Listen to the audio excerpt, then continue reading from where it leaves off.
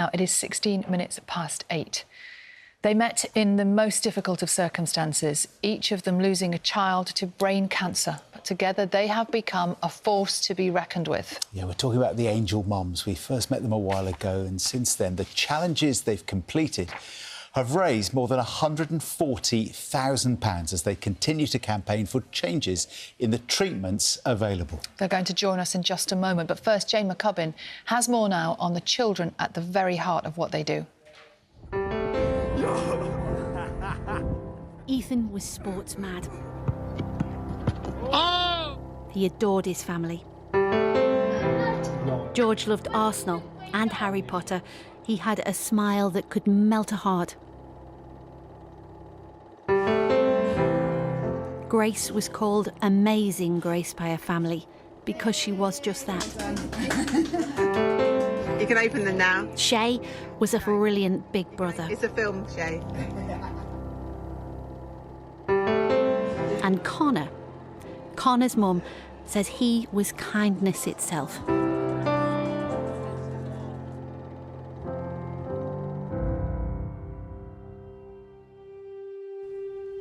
This was taken just an hour before he died, aged 15. Shay was 13. So too was George. Grace was 14. And Ethan died when he was 17. But out of such tragedy, their mums have come together.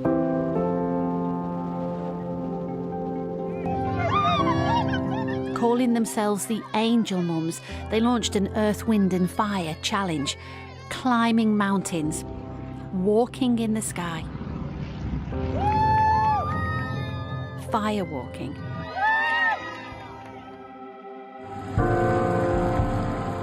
They've raised money for the charity set up in the name of former parliamentarian Tessa Jowell, who also died of a brain tumour. Baroness Jowell. Less than 2% of cancer research funding is spent on brain tumours, and no new vital drugs have been developed in the last 50 years. But I also have such great hope. So many cancer patients collaborate and support each other every day. They create that community of love and determination that they find each other every day.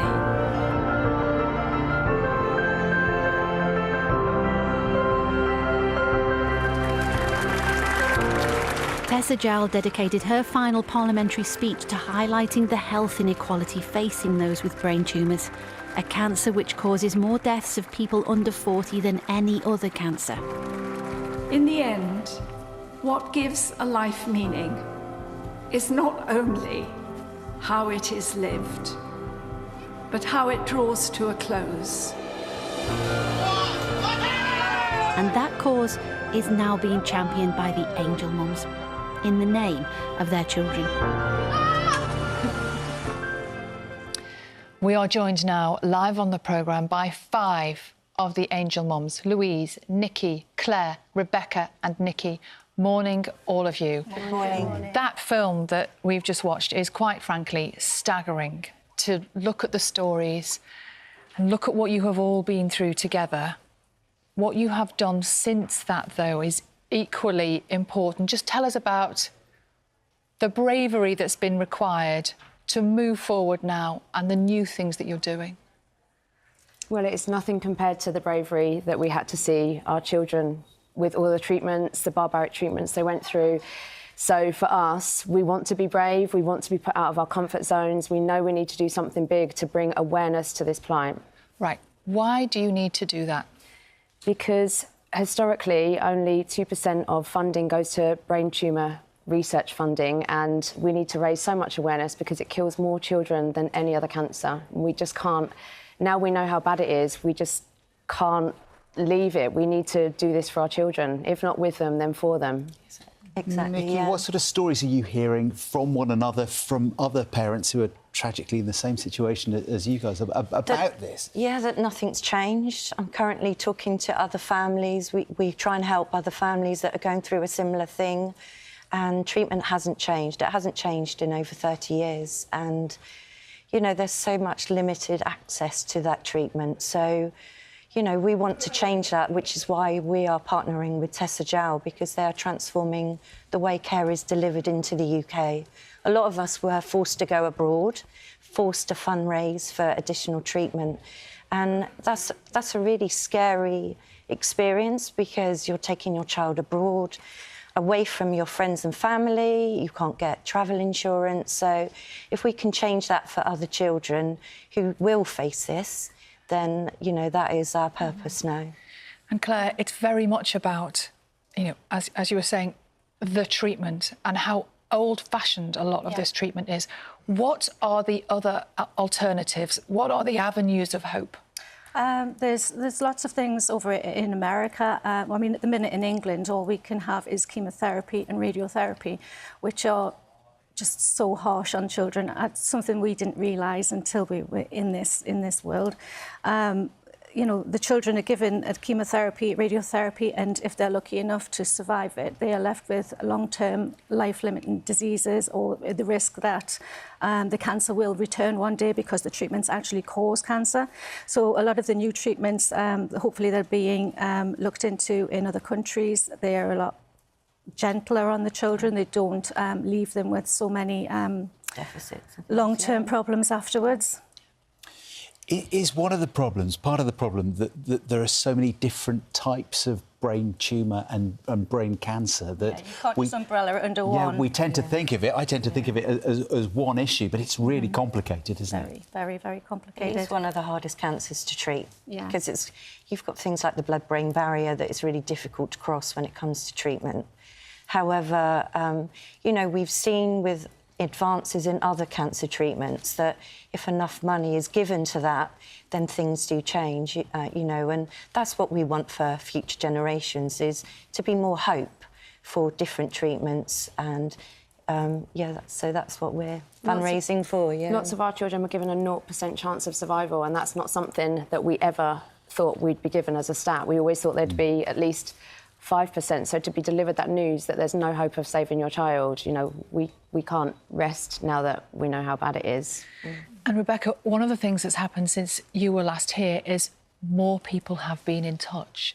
That, you know, the community is growing. How much of a support is that to you? Does that help to have more people and to be able to maybe help?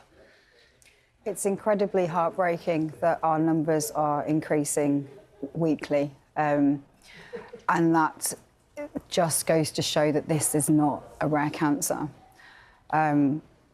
For us, with regards to support, the support the Angel Mums give each other is second to none. I mean, we can talk completely openly about conversations that we can't have with other friends and family because they don't understand. We wouldn't want anyone to understand, but it's absolutely imperative that we have each other, and we've got that support on the good days and the bad days.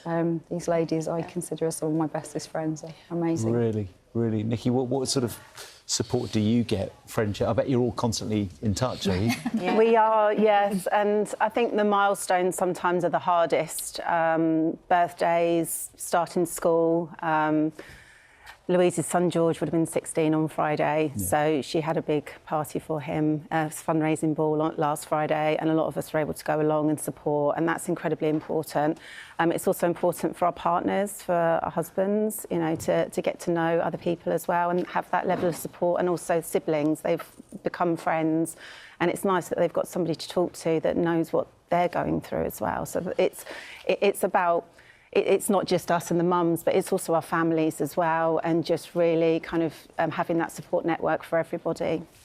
So tell us about the challenges that you have been taking on.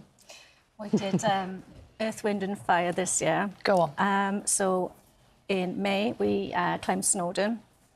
I think it was June or July, we did a wing walk, which was pretty amazing. The wind aspect. Yes, the wind. And then the fire walk. Just last month, we walked over hot coals. Yeah.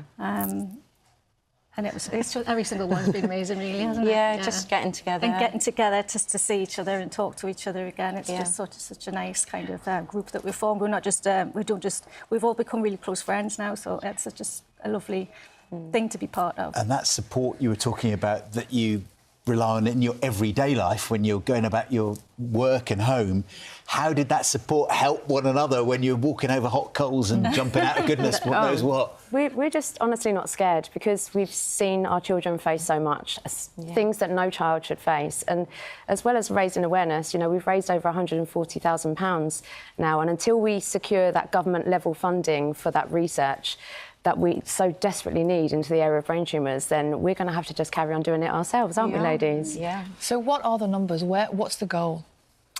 I mean, the goal is to just carry on until we can change not just the journey, but the outlook and prognosis for a child in the UK that's diagnosed with a brain tumour today. You know, nobody should hear those words. Your child has got 12 months to live. Go and make memories. And that's what we were told. From us doing this, we've actually enabled the Tessa Gell Foundation to set up the Paediatric Centres of Excellence. Obviously, they need already, a lot more money.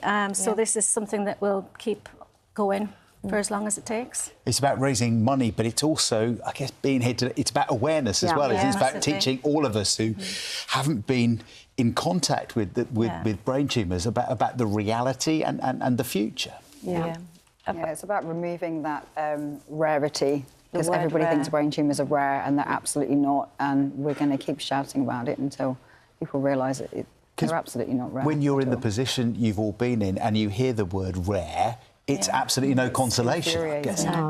Infuriating. Yeah, it's infuriating to us. Nikki and I live like 20 minutes from each other.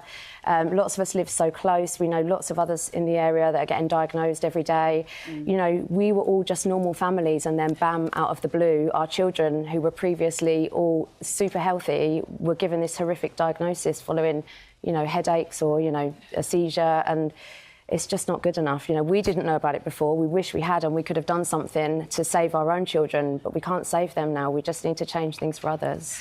And how much of a help do you feel it might be if the general public were more educated about this? Massively so. I think even just the symptoms, it's assumed that the symptoms of a brain tumour are sickness and headaches, and there's so many more unusual symptoms, sensory seizure, tingling in your fingers, all sorts of strange things that I know myself, my daughter Grace, she had very unusual symptoms which were ignored because it was considered it was hormonal because of her age, which is very worrying, and those symptoms can't be ignored. And I think it's just making sure that people have that awareness, because early diagnosis is really important as well. And, you know, a lot for Shay, his seizure was very much out of the blue and there were no symptoms that we saw prior to that. But a lot of the children had ongoing symptoms and multiple trips to GPs, and it was fobbed off as something, you know, unimportant, and, you know, that's just wrong, and that's something that really needs to change so that we can get earlier diagnosis, because whilst the odds are still very, very difficult, the earlier that you can get diagnosed, you know, hopefully that they can survive longer. What do you wish you'd known, Nikki, when this started? I think I just wish we'd known about the complete lack of research. I think that a lot of this starts with the research. If we don't have that, then that doesn't progress into clinical trials in this country, and we don't get these treatments. There's so many other things that we've had to travel abroad for, and we feel that that is something that needs to be progressed in this country, that people should be able to access for free. There's lots of families that are having to raise hundreds of thousands of pounds whilst dealing with very sick children to try and access experimental treatment, and that should be available here. And I think, for us, I'd like to think if we'd have known, we could have helped. I think the reality is until you're in that situation and you know how dire it is. But I think we just always wonder if this research would have been put in place 10, 20 years ago, would the outcome for our children have been different? And that's what we want to do for children in the future. You know, we're contacted daily by children that are still being diagnosed, and it's heartbreaking to know the likely outcome that they're going to have. And we just want to see that changed. And what official response have you had? Have you had anything from the government? Anyone in authority responded? No. Not personally, no. Not personally, no. I believe Jess with the Tessa Gell Foundation will we do hope with the new government in place that this will be really, really high on their agenda. So that is something we're praying for, because that's what it needs, and we'll carry on doing what we're doing. And it was promised to Dame Tessa Jowell. You know, when she gave her speech, they promised. Absolutely, out of respect. Was it £15 million, and not a lot of that has been delivered to date. So, you know, that's coming up 6 years. So, yeah. When you hear about the challenges that the NHS is already under, and the funding and staffing and that kind of thing, what goes through your minds when you? I mean, I sympathise, but you know, it's just we're so passionate, and this is so important to us because of our journeys and our treatment options at the time. That, you know, when you get diagnosed with this, you don't have time to mess around. Things need to happen quickly, and you know, everybody has a passion, and this for us is our passion in memory of our children. So, you know, we'll keep fighting for sure. I also think that's where the Children's Centres of Excellence will help as well, because they're collaborating all of the neuro hospitals in the UK for the first time, and they will be working so that lots of our children's journeys were so different. You know, every child, no matter where they live, should have the same excellent standard of care. So. Before we... Sorry, So go on, Claire. Conor was treated at the RVI in Newcastle, and that is actually one of the centres of excellence, and he had amazing treatment there, whereas other mums didn't. And it shouldn't matter where you live in the country as to what treatment you get and what opportunities you get given. And that should be the same everywhere. Before we let you go, I just have to say your T-shirts are gorgeous. So Proudly gorgeous wearing children. them, these beautiful children, proudly wearing them today. Thank you so much for coming in. Thank you. Thank you. We look forward to hearing about your next challenges and adventures, because I sense there will be more to come. We would love people to just Google Angel Mums 2024, because all of our fundraising and our Instagram's on there, and we really do need the support until we get that government level funding for research. Thank you all so Thank much. you. Good luck. We'll find out what happens next. And the Department of Health say that every brain cancer diagnosis has a life-changing impact, that they respect that, and they say they're backing brain cancer research with at least £40 million of investment, working closely with patients and researchers.